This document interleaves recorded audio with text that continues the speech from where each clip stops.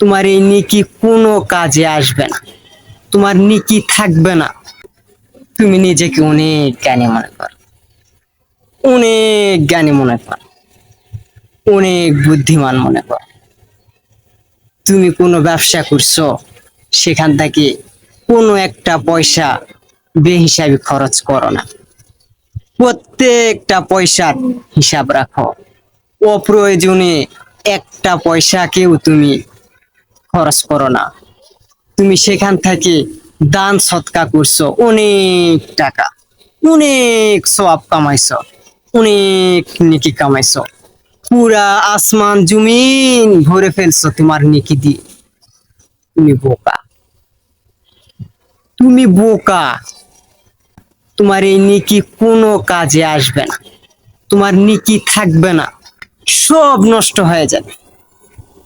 অন্যের ভালো লাগা তোমার ভালো লাগে না, তোমার হিংসা হয়। অন্যের ভালো কিছু দেখলে তোমার হিংসা হয়, তুমি সহ্য করতে পারো না।